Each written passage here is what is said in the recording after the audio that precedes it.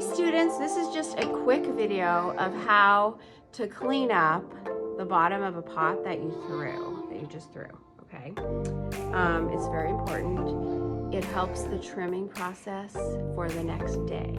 So I just threw this pot, it's on the wheel, let me just show it to you. This is it right here. And I'm gonna make it, I made a little spout. You see that right after I threw it, I just kind of went like this and made that little pour spout. I'm just gonna let it dry like that because I wanna put a handle on it and make it a little watering can for my plants for the inside of the house. So the bottom, see the bottom? I've kind of cleaned it up a little bit, but there's too much clay down there right now. So what I wanna do is clean it real quickly. So I'm going to show you how to do that before you use the wire tool and take it off. Okay. So I've got it down on the wheel, and all I need to do is just turn the wheel going slightly.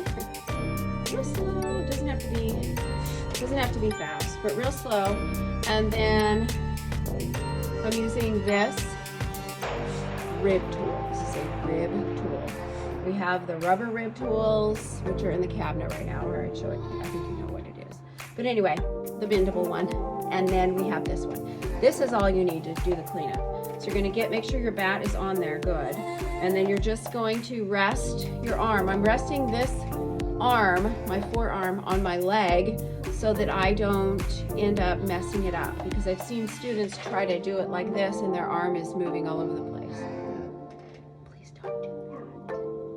Okay, you'll ruin it. So just scoot up as close as you can.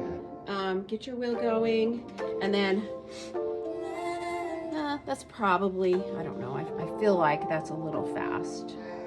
I don't want to ruin it. So I'm going to bump it down just a little bit. Okay, so I'm just going to rest my arm. I'm resting this elbow also on my other leg because I really want both arms to be stable. And I don't know, you could do it one-handed, but I feel more confident guiding it in with two hands. So I'm just gonna let it, rest and rub on this bat first, and then I'm just gonna go straight in, and I'm gonna cut into the bottom. Just press down against the bat to make sure that you are down all the way. And then I'm just gonna start pushing in, and see how much I took off? I took off all that, okay? So that cleaned it up a little bit. That's less trimming I have to do tomorrow. So I'm gonna go back in a little bit more.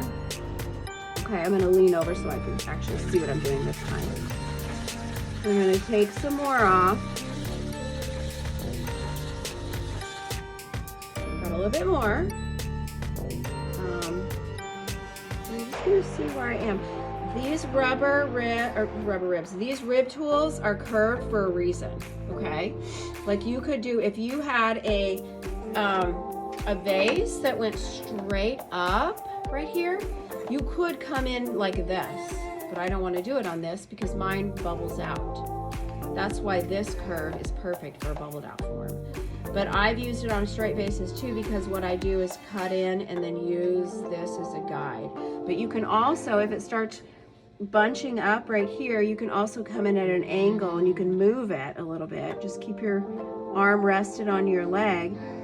But I see a little spot right there where it kind of pushed it up and made a little line, and I don't want that line there.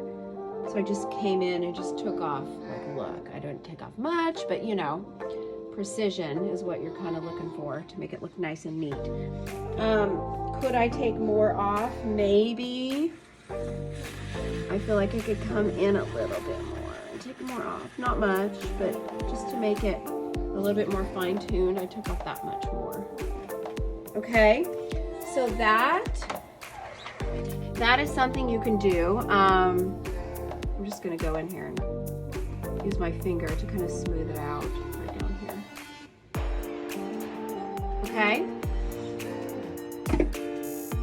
that is perfect for the kind of trimming that I'm doing here.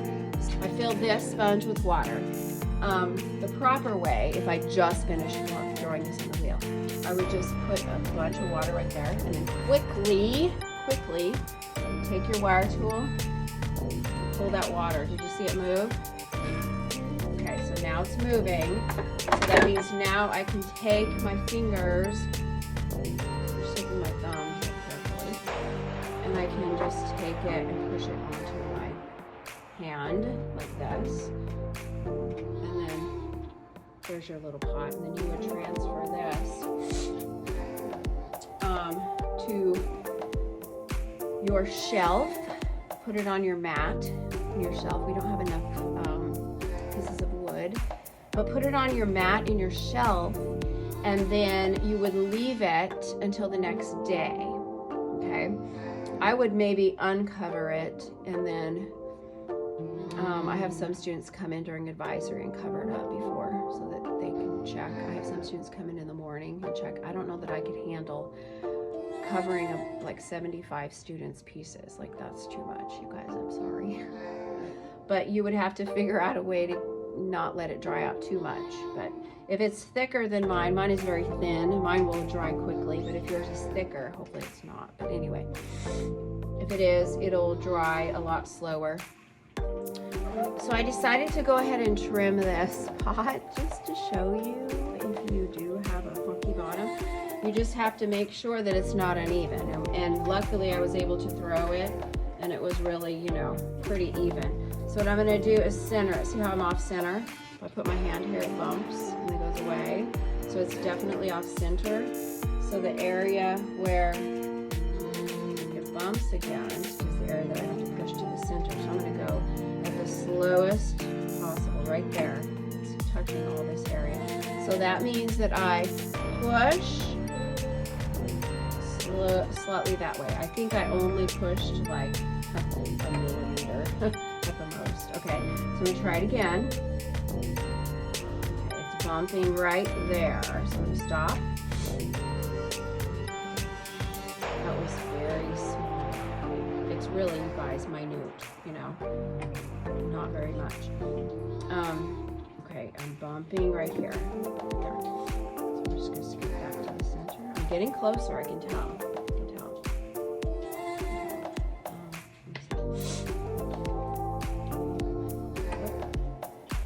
Little quick here. I'm getting better. I think I might have been off a little bit when I was throwing, but I think I'm almost there.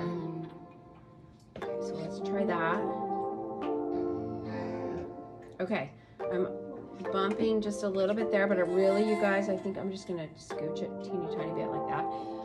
So I'm pretty much centered. So now I need fresh clay, plastic clay. This is actually the clay that I used to trim. I trimmed off the bottom, and it's pretty plasticky. So I could start with that piece. Just hold your hand on the top of this and just put your ball of clay right there and just press down. Not against, or you're gonna collapse your pot, but just press down. And that's gonna create a little seal right there, okay? And then you would turn and you would put another one here, another one here, and another one here, okay? So I'm gonna pause the video while I do that, and then when I'm finished, I'll just trim up the bottom and show you how easy it is. Okay, I'm on my last one, so I'll just show you one more time. Just hold it so it doesn't move. Put your little ball of clay there and just push straight down, and then it's sealed. So you can see I've got it sealed pretty good all the way around. I can kind of spread it out a little bit more, you know, just to make sure. Then I'm going to get a ribbon tool. The big fat ribbon tool is the easiest one to start with, and then you can refine it with the small one. Okay, I've got this ribbon tool, the big one, and I've got the smaller one, okay? So I would start with your bigger one. Just hit your wheel. Don't go fast when you trim, okay? Now the wheel, if you look, the wheel is going this way, right? This is the sharp edge, okay? So if I'm right-handed, I would be holding it with the bigger part down and the smaller part up to refine my footing on the outside right here, okay? So I'm gonna hold it like this. If I'm left-handed, I'm holding it on the opposite, but I need to turn my wheel because look, if I start carving, what's happening? It's gonna go against me. That's not carving. That's gonna flip this whole pot off the wheel and ruin it. It's gonna make it fly over this way because it's going, the momentum is going that way. You're gonna lose your pot if you do that, so don't do that, okay? So I'm right-handed. What I want to do, here's what I usually do. I rest both elbows on my legs again. I know, it's constantly resting, okay?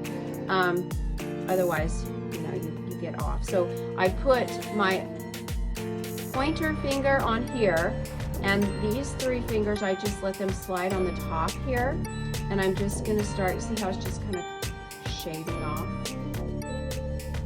this excess clay. I'm just gonna shave it off. So just rest these on top, just let them slide, and then keep both elbows lodged, and you're just kind of letting it shave the side off.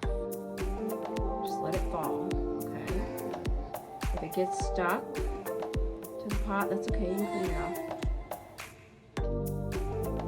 More than likely it won't, because you will be waiting till the second day. I didn't wait that long on this one, so it's a little bit softer than yours would be. That's why. So I'm just kind of refining the form of this because I want it to look nice and, you know, nice and round and pretty. I'm just going down. I'm still using the bigger part. Don't go to the smaller part just yet. Just kind of use the bigger part and make it look nice. Okay, then flatten this out. Flatten the top out. It's got like a little rim because it shoved it that way when I was, you know, just kind of moved the clay a little bit when I was trimming the outside. So I'm just going to refine this top edge. Now this is where you'll know if you did a good job throwing or not when you're refining that top edge. If it's bumping you up and down, then you'll know you're off center, you know, just a little bit. But I would tap it. Mine is kind of thin, I can tell. But when you'll learn how to tap and kind of test, and you'll pretty soon, the more you make pottery and the more you trim, you'll know how thick you are, okay? But it's just a practice thing, I promise. So I'm just gonna do the same thing, resting, you know, my pointer finger's here, and I'm resting my elbows, and I'm just gonna flatten out the bottom. Okay. Since I know I'm thin, I am not going to create a footing. Okay? I could create a footing if I knew I was thicker, but I really am too thin for it. So I'm just going to not, okay? So I'm going to do this. Now I can go to the smaller curve because maybe I want to bring it in a little bit. So I'm going to really have to rest. You got to be real steady when you do this, okay? Resting both elbows in. And I'm just going to create a tiny little footing down here like this. Okay, see that?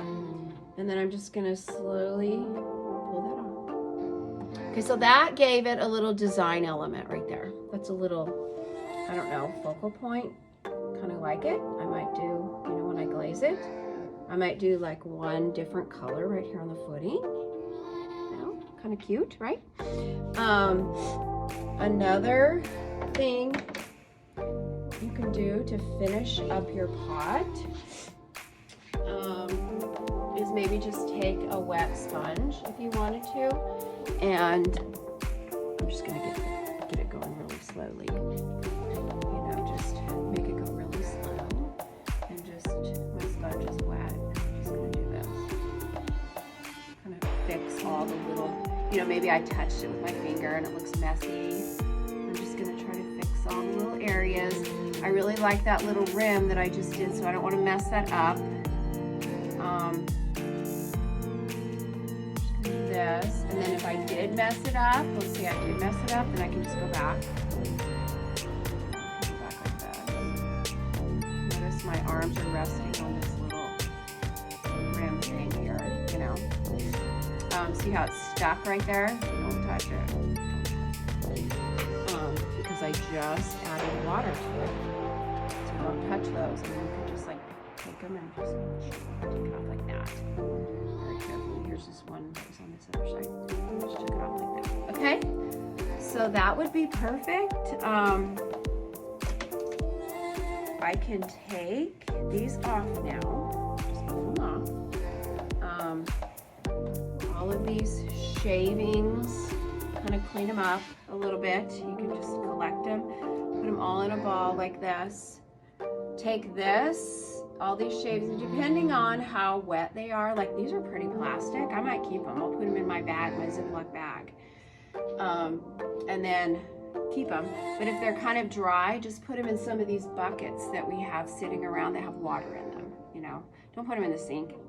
Don't put them in that big gray bucket with dry clay. Don't put them in there, please, okay? You know, it's a disaster. It's already like almost falling over. So put it in the buckets that we have around the sink that are full of water. We put all the dry clay in it to reconstitute it, okay? So that's kind of what you would be doing with that. Right now, what you could do, unless you want to wait, is like sign your name and put a little 4, 5, 6, whatever hour you are, please. Otherwise, my aides can't figure out where you belong to, who you belong to, if I forgot one tonight. I'm going to take this one, pull that away, and then here's my pot. My cute little pot. Cute it is. It'll be cute for pouring. It is leather hard right now, so right now would be a perfect time to make my handle and keep it halfway covered or just lightly covered overnight in my cabinet, and then attach it later. Actually, you know what you should do? If you have decoration to do, which I'm going to show you some decoration on this for another video, I would not make your handle yet.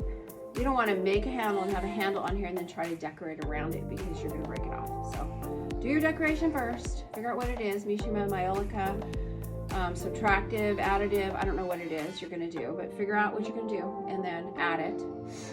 And then you can make your handle later.